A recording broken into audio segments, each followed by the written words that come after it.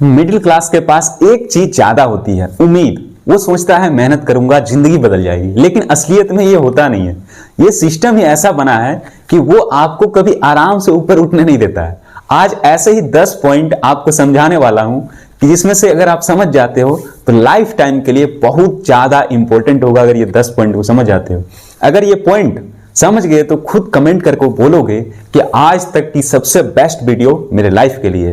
तो शुरू करते हैं। नंबर 1 पॉइंट है, कमाई नहीं बचत मायने रखती है। हर एक बात को याद रखना, कमाई नहीं बचत ज्यादा मायने रखती है। मिडिल क्लास दिन रात मेहनत करता है, लेकिन फोकस हमेशा कमाने पर होता है। अपने पेरेंट्स या फिर दोस्त का भी आप एग्जाम्पल लेके देख सकते हो। बचाने पर नहीं, जितनी सैलरी बढ़ती है खर्चे भी उसी के हिसाब से बढ़ते ही जाते हैं।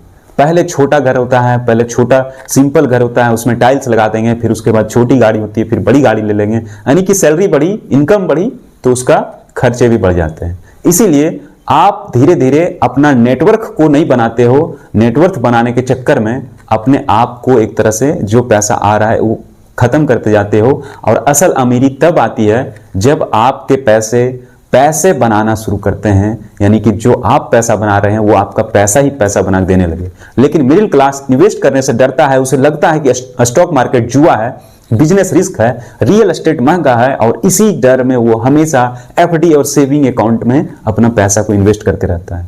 नंबर 2 पॉइंट, फाइनेंशियल एजुकेशन की कमी।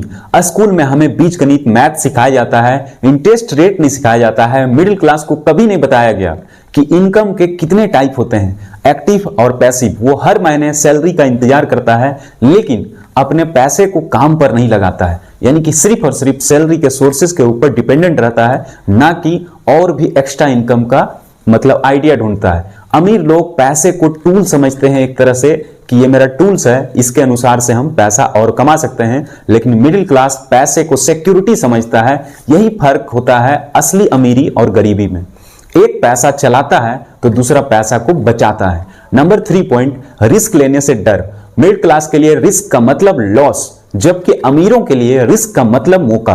वो साइड बिजनेस शुरू करना चाहता है, लेकिन सोचता है कहीं फेल हो गया तो वो इन्वेस्ट ही करना छोड़ देता है। लेकिन डरने के कारण से वो कभी भी मार्केट में भी गिर गया, लेकिन भूल जाता है कि हमको आगे बढ़ना है, यानी कि बड़ा आदमी बनना है, अमीर आदमी बनना है। इसीलिए कोई भी बड़ा बदलाव बिना रिस्क के नहीं आता है, इसीलिए रिस्क लेना पड़ेगा। रॉबर्ट कियोसाकी ने कहा है कि poor people work for money, rich people make money from them.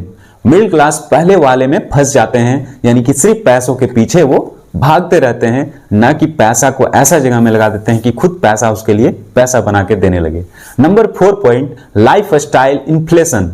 जैसे जैसे इनकम बढ़ती है वैसे वैसे खर्चा भी बढ़ता जाता है। छोटी नौकरी में बाइक होती है, बड़ी सैलरी आते ही कार होने लगती है, बड़ा घर होने लगता है, बड़ा फोन होने लगता है, हर चीज बढ़ने लगती है। और इसी के कारण से बहुत ज्यादा लोग ईएमआई के चक्कर में भी फंस जाते हैं, क्रेडिट कार्ड का बिल में फंस जाते हैं, लोन में फंस जाते हैं, और पैसा घूमता ही रहता है। ऐसा लगता है पैसा कमा रहे हैं, लेकिन हकीकत में पैसा आपको चलाने लगता है, आप पैसे को नहीं चला पाते हैं।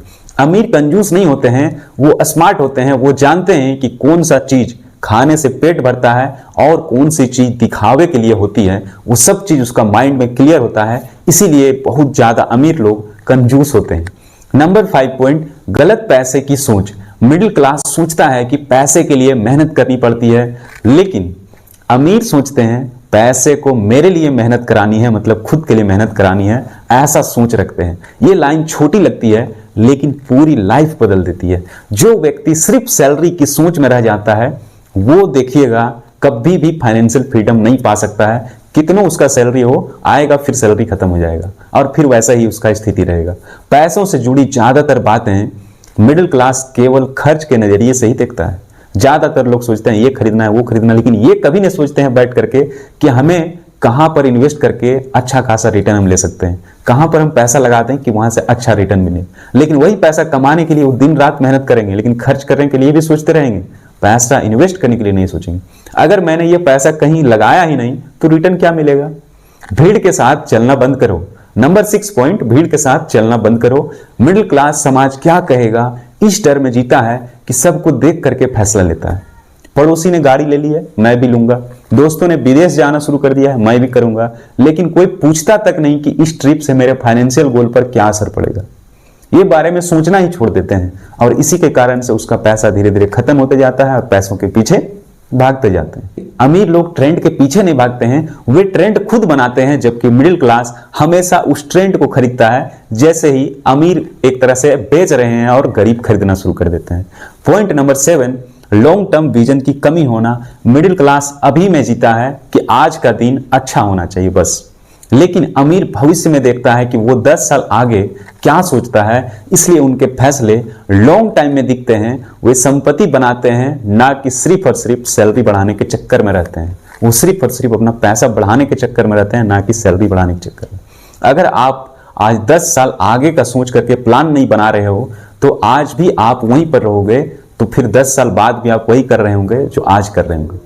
वही ईएमआई, वही टेंशन, वही स्ट्रेस, वही पैसों का झंझट, वही किचकिच। नंबर 8, बच्चों की परवरिश का दबाव।